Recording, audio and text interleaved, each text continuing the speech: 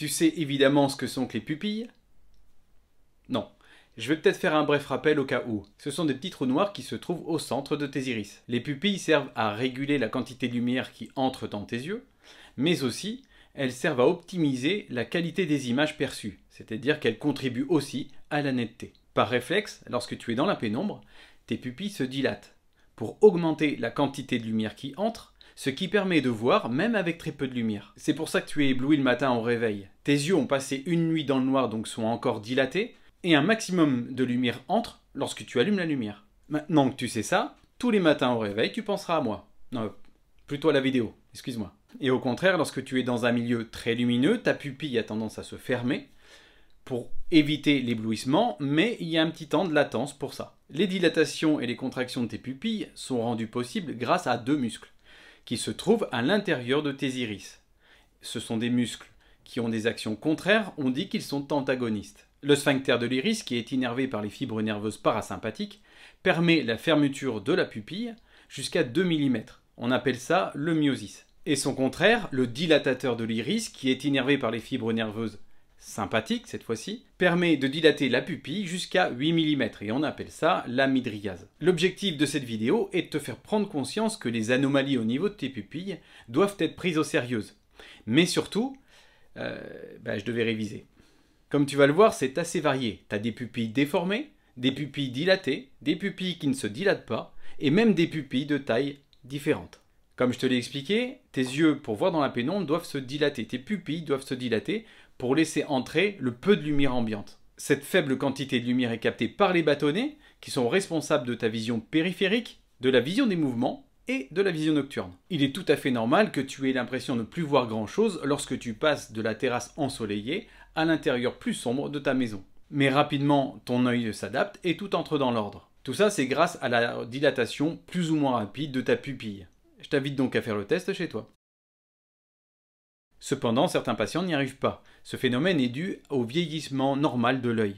Leurs pupilles ne se dilatent pas correctement ou se dilatent moins rapidement. Ce n'est pas un phénomène grave, c'est même plutôt physiologique. Parfois, les patients n'y arrivent pas du tout et sont super gênés dans le noir chez eux ou pour conduire de nuit. Alors là, il faut en parler au médecin. Dans ces conditions-là, le médecin va devoir chercher une baisse de vision provoquée par une cataracte par exemple qui empêche la lumière d'entrer dans l'œil ou un trouble du champ visuel provoqué par une maladie plus grave comme la rétinite pigmentaire ou les glaucomes évolués. Et évidemment, je ne vais pas faire une liste exhaustive de toutes les pathologies capables de faire ça. Lorsque ta pupille semble déformée, il est probable que ce soit des synéchies. Des inflammations de ton iris peuvent provoquer des adhérences plus ou moins importantes entre ton iris et ton cristallin, et c'est ça qu'on appelle les synéchies. Ces synéchies ne doivent pas être négligées, parce qu'elles peuvent provoquer de la tension dans ton œil, donc elles peuvent provoquer des glaucomes plus ou moins graves. Tu peux avoir une petite différence de taille entre les pupilles. C'est ce qui arrive généralement à 15% des patients depuis leur naissance, c'est physiologique et ce n'est pas grave. Cependant attention, si la différence de taille apparaît brutalement, là c'est plus pareil. Bien sûr, il y a des causes évidentes qui ne nécessitent pas forcément de recherche, c'est le cas des collyres qui permettent à l'ophtalmologiste de dilater vos yeux lors des examens ophtalmo. Il y a des collyres qui permettent de fermer, qui provoquent un myosis, c'est-à-dire qu'une fermeture de la paupière. Ça, c'est des collyres qu'on utilise généralement dans les crises de glaucome aigu. Et il y a les traumatismes subis comme les balles de squash dans les yeux ou les chirurgies. Mais il y a aussi des causes moins évidentes qui nécessitent des examens complémentaires. Alors, ce syndrome de Claude Bernard Horner est caractérisé par trois choses. Il y a d'abord un myosis, c'est-à-dire une pupille qui est contractée. Une paupière qui tombe, donc un ptosis, et une ophtalmie, c'est-à-dire qu'un œil a tendance à rentrer dans l'orbite. On a donc une pupille normale et une petite pupille. Ce syndrome de Claude Bernard Horner peut être congénital, donc là il n'y a rien à faire, mais il peut y avoir des choses plus graves, comme une dissection de la carotide ou une tumeur. La pupille tonique d'Ady est une pathologie bénigne qui touche généralement les jeunes femmes.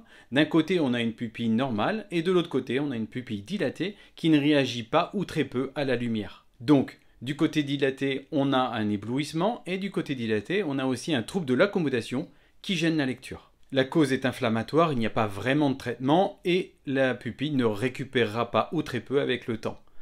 Le seul truc que l'on peut faire, c'est proposer aux patients des verres teintés et un verre progressif pour compenser le problème d'accommodation et permettre la lecture du côté de l'œil touché. Dans les paralysies du 3, on peut avoir une pupille qui se dilate et qui ne réagit plus à la lumière, et souvent associée une déviation de l'œil touché et un ptosis, donc une paupière qui tombe. Et dans ces conditions, il faut craindre un traumatisme, un anévrisme, voire une tumeur. Dans le syndrome d'Argyll-Robertson, les pupilles sont normales mais ne réagissent pas à la lumière. Donc quand on les éclaire, elles ne se contractent pas.